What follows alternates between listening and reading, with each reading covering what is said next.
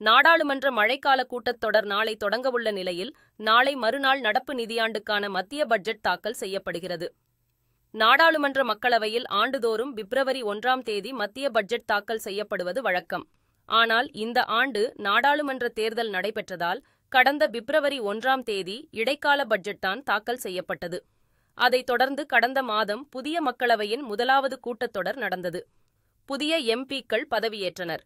இந்த நிலையில் நாடாளுமன்ற மழைக்கால கூட்டத்தொடர் நாளை கூடவுள்ள நிலையில், நாளை மறுநாள் 2024-25ஆம் ஆண்டுக்கான மத்திய பட்ஜெட் தாக்கல் செய்யப்படுகிறது.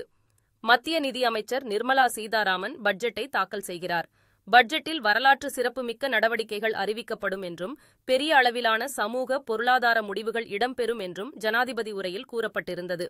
எனவே பட்ஜெட்டில் புதிய அறிவிப்புகள் குறித்து எதிர்பார்ப்புகள் எழுந்துள்ளன.